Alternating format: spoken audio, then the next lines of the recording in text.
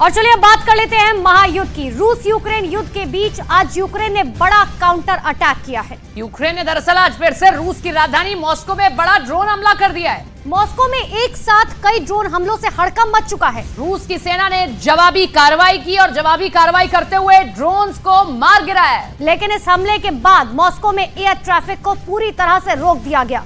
हमले में 2 इमारतों को नुकसान पहुंचने की खबर है। बताया जा रहा है कि यूक्रेन के इस ड्रोन हमले के बाद पुतिन बहुत ज्यादा गुस्से में और अगले 24 घंटे यूक्रेन पर बहुत भारी पड़ने वाले हैं। तो महायुद्ध में हर दिन आप देखते हैं कि तस्वीरें बदलती दिखाई देती हैं। कभी रूस यूक्रेन को घातक हमला करता है, कभी यूक्रेन उसका पलटवार करता है। अब यूक्रेन ने एक हमला किया है और यह हमला मॉस्को पर किया गया। तो रूस और यूक्रेन के बीच जारी जंग में परमाणु हथियारों को लेकर टेंशन लगातार बढ़ती जा रही है। परमाणु हथियारों पर नजर रखने वाली संस्था बुलेटिन ऑफ एटॉमिक साइंटिस्ट ने एक बहुत ही डरावनी रिपोर्ट जारी की है। इस रिपोर्ट में दरअसल चेतावनी जारी कर दी गई है कि गैर परमाणु हथियार वाले देशों में परमाणु हथियारों की तैनाती से तनाव पैदा हो सकता है और ऐसा तनाव जो परमाणु युद्ध की आशंका को बहुत ज्यादा बढ़ा देगा।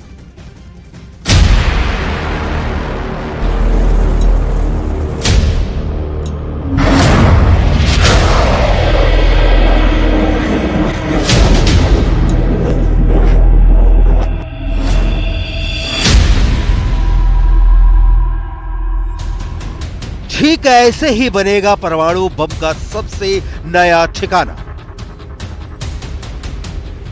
जल्द शुरू हो सकता है वहां परमाणु बमों को लगाना। रूस का करीब बनेगा परमाणु हथियारों का नया अड्डा। पोलैंड में खोदा जाएगा नाटो का न्यूक्लियर गड्ढा।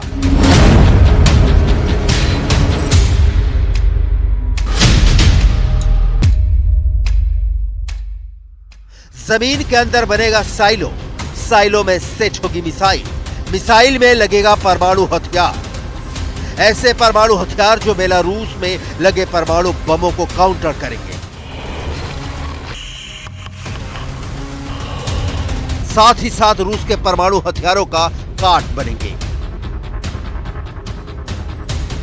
बेलारूस के पास पहले परमाणु हथियार नहीं थे, लेकिन रूस के परमाणु हथियारों के सेट हो जाने के बाद वो परमाणु धौंस जमा रहा है।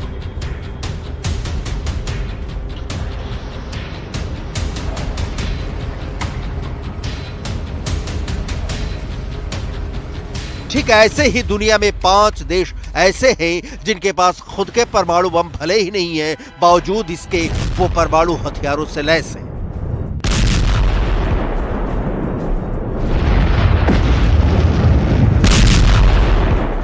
वो कौन कौन से देश हैं इसे आगे बताएंगे, लेकिन उससे पहले आपको बुलेटिन ऑफ एटॉमिक साइंटिस्ट की एक रिपोर्ट पर गौर करना बहुत जरूरी है। गैर परमाणु हथियार वाले देशों में परमाणु हथियारों की तैनाती एक नया तनाव पैदा करने वाला है।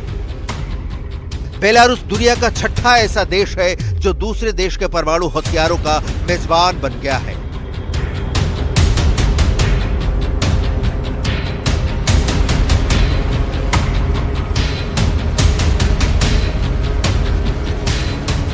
बेलारूस से पहले अमेरिका ने 5 दूसरे देशों में अपने परमाणु बम लगा रखे हैं। वो 5 देश कौन कौन हैं हम ये भी बताएंगे, लेकिन उससे पहले यूक्रेन के पड़ोसी पोलैंड की सबसे बड़ी परेशानी जान लीजिए।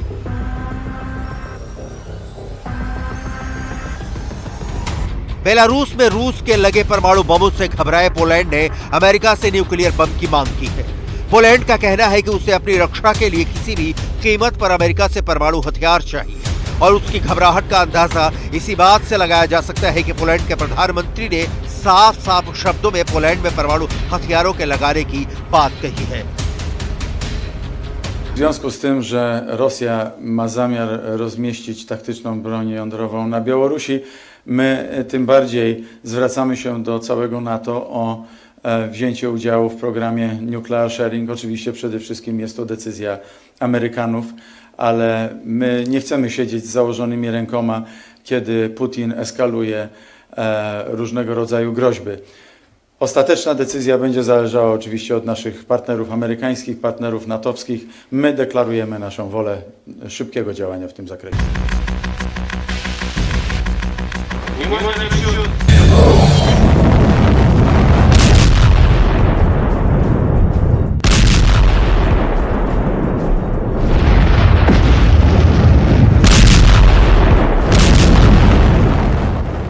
पोलैंड के प्रधानमंत्री का कहना है कि पोलैंड नाटो के परमाणु हथियार साझाकरण कार्यक्रम में शामिल होना चाहता है।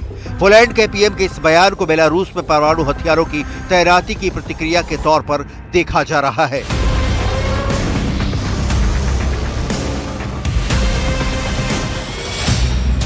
अगर ऐसा हुआ तो यूरोप में परमाणु युद्ध का एक ऐसा न्यूक्लियर वॉर फ्रंट बन जाएगा।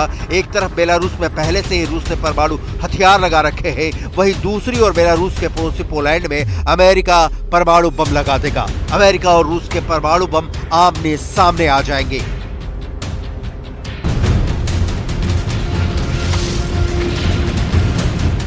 पूरी दुनिया को पता है कि रूस ने अपने परमाणु बमों को बेलारूस में फिट कर दिया है। बेलारूस के साथ साथ रूस के राष्ट्रपति व्लादिमीर पुतिन भी इसकी पुष्टि कर चुके हैं कि परमाणु बमों की पहली खेप बेलारूस पहुंच गई है। और अब बेलारूस के रक्षा मंत्री विक्टर क्रेनिन ने उस परमाणु बम के मॉडल को लुकाशेंको को भेजकर दुनिया के सामने न्यूक्लियर पिक्चर पेश की है।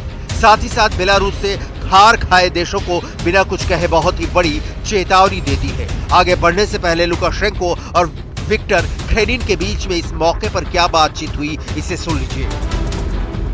Это старое. Так точно. Современное по-другому смотрится. Я потом расскажу точку зрения, как они чем отличаются и выглядят это уже. Ну вот, чтобы символично было, что это у нас все. Копия, да? Это копия первой самой ядерной бомбы, которая была изобретена в Советском Союзе. Пусть наши враги не думают, что мы тут символизмом занимаемся или уж очень радуемся по поводу ядерного оружия. Это просто символически. Это символически. बेलारूस में राष्ट्रपति अलेक्जेंडर लुकाशेंको के ऑफिस से इस वीडियो के सामने आने के बाद दुनिया में बढ़ गया है परमाणु फीवर। नाटो कैंप में फैल गया है न्यूक्लियर फियर। यही वजह है कि पोलैंड ने परमाणु बम की डिमांड के अलावा अमेरिका ही नहीं दूसरे देशों से भी घातक हथियार खरीदने में जुटा है। पोलैंड के राष्ट्रपति आंद्रेस डूडा पहले ही बयान दे चुके हैं कि उनके देश को अपनी जमीन पर अमेरिका के परमाणु बम को तैनात करने में कोई दिक्कत नहीं है।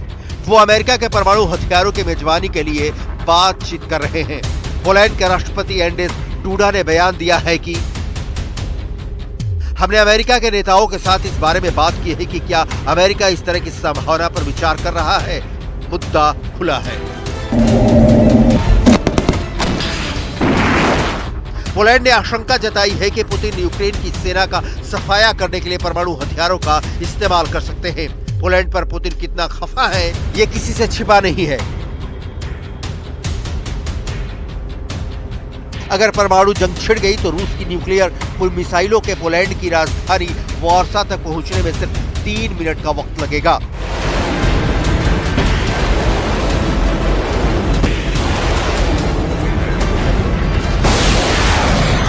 अगर पोलैंड की मांग मानते हुए अमेरिका वहां परमाणु बम लगाने को हरी झंडी दिखा देता है तो पोलैंड यूरोप में छठा ऐसा देश होगा जहां अमेरिका के परमाणु बम लगे होंगे। फेडरेशन ऑफ अमेरिकन साइंटिस्ट के अनुमान के मुताबिक यूरोप में फिलहाल 5 देशों में अमेरिका करीब 100 परमाणु बम मौजूद है।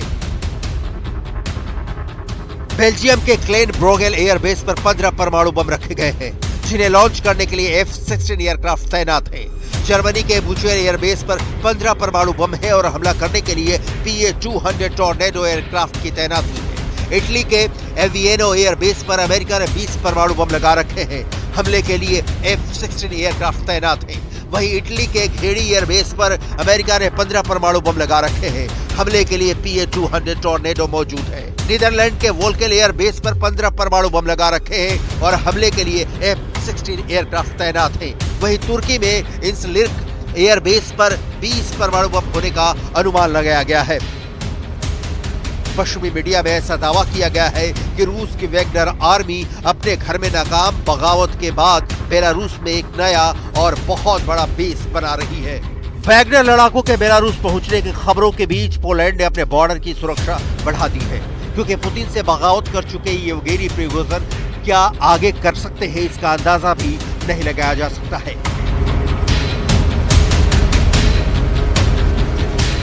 Relokacja sił rosyjskich de facto w postaci prawdopodobnie grupy Wagnera na Białoruś, także i przeniesienie tam szefa grupy Wagnera, więc to są wszystko dla nas takie bardzo negatywne sygnały, które na pewno bardzo mocno chcemy postawić także naszym sojusznikom i generalnie realizacja również postanowień szczytu w Madrycie, to żeby reagowanie na to było szybsze, to żeby plany obronnościowe NATO były bardziej wydajne, szybsza relokacja żołnierzy, zwiększenie siły grup batalionowych, które stacjonują w naszej części Europy, zwiększenie zasobów militarnych NATO w naszej części Europy. To są wszystko te cele, które chcemy tutaj uzyskać. Pamiętajcie Państwo... Ukraine युद्ध के शुरुआत से ही Poland Ukraine की मदद कर रहा है। इस वजह से उसने रूस से दुश्मनी मोलने रखी है। इसीलिए पोलैंड पर खतरा और ज्यादा बढ़ गया, क्योंकि जो वैगनर ग्रुप जंग में पुतिन के लिए मरने और मारने की कस्में खाता था, उसके ही मुखिया ने पुतिन से बगावत कर दी। इसीलिए पोलैंड वैगनर ग्रुप से सतर्क हो गया। इससे पहले भी पोलैंड के एबीडब्ल्यू के खुफिया अधिकारियों का बहुत बड़ा दावा सामने आ चुका है। दावा ये कि पोलैंड के हवाई अड्डों की गुपचुप जासूसी हो रही है। पोलैंड से कीव जाने वाली रेल लाइनों को रूस और बेलारूस जासूसी की नजर से देख रहे हैं। पोलैंड के हवाई अड्डों पर कहां-कहां से यूक्रेन के लिए हथियारों की डिलीवरी हो रही है, इसे खुफिया कैमरों में रिकॉर्ड किया जा रहा है। पोलैंड की खुफिया टीम के दावे के मुताबिक यूक्रेन की सीमा से 80 किलोमीटर की दूरी पर दक्षिण पूर्वी पोलैंड में रेजो में हवाई अड्डे और रेजो में हवाई अड्डे के पास से गुजरने वाली रेलवे लाइन पर कैमरे लगाए थे। पोलैंड के रेजो में हवाई अड्डे का इस्तेमाल कीव जाने वाले पश्चिमी देशों के नेता करते हैं।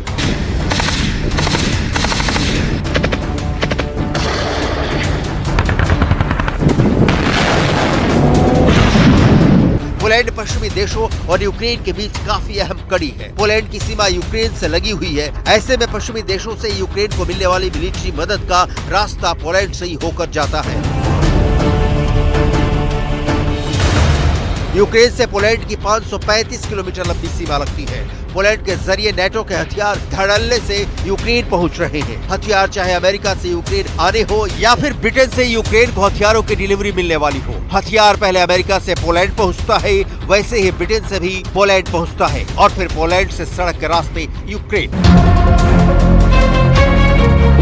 पोलैंड को आशंका है कि रूस के राष्ट्रपति व्लादिमीर पुतिन पोलैंड पर अटैक कर सकते हैं। ये वजह है कि पोलैंड ने रूस की सेना के आक्रमण की सूरत में करारा जवाब देने के लिए अमेरिका से दुनिया का सबसे खतरनाक और घातक टैंक कहे जाने वाले एब्रम्स खरीदकर अपनी सीमाओं पर तैनात कर रहा है। पोलैंड के पड़ोस में मौजूद कलिनिनग्राद बाल्टिक सागर से लगा है। रूस की नौसेना के बाल्टिक सागर बेड़े का मुख्यालय भी कलिनिनग्राद में है। कलिनिनग्राद 223 किलोमीटर के इलाके में फैला है। यूक्रेन पर हमला करने के बाद रूस ने कलिनिनग्राद में ही परमाणु हमले का अभ्यास किया था। रूस की कई परमाणु हमला करने में सक्षम पनडुब्बियां इस बेस पर तैनात रहती है। ऐसे में अगर पोलैंड से रूस का युद्ध हुआ तो पोलैंड को आशंका है कि रूस इस बेस से परमाणु हमला तक कर सकता है। पुतिन की धमकियों की बढ़ती आशंकाओं के बीच पोलैंड ने अपने देश में अमेरिका के परमाणु हथियार लगाने का सुझाव दे चुका है।